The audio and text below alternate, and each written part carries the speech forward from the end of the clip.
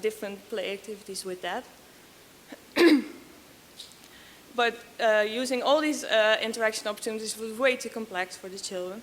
So he learned from that he has to make the conscious decision on not putting too much in it and figuring out that they will just play with it, whatever you offer with them, but really making conscious decisions on what you put in there. And another example which worked out a bit better was the LEF project. This is the Ba project.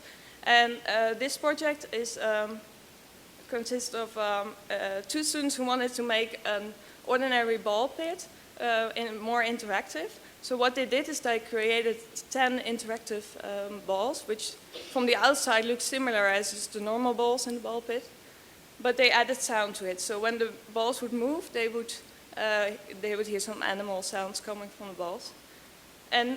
But with this project, it was really nice to see that the context was also very important. So if you would just have these 10 interactive balls, children would play with it, most probably. But by putting them into the larger ball pit, where there were also a lot of just normal balls that didn't interact. What was I saying? Yeah, so the context was really important because when they were like 10 interactive balls into the larger ball pit, they really started to search for them. Like, where are the balls that make the sound? And some of the children would hold them close to their ears and listen to them.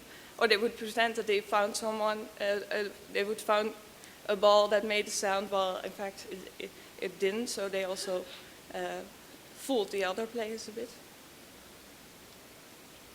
And another thing that the students touched with was important was that they really needed multiple iterations to come to a good balance between structure on the one hand and the ability for children to be spontaneous on the other hand.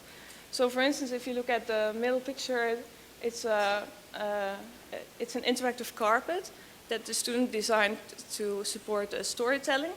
And he really needed several iterations to come to a balance between the richness on the one hand on the carpet to really evoke this storytelling, but also the ambiguity of the objects that you see, these white ones, on the carpet, so that together they would really create a nice storytelling environment.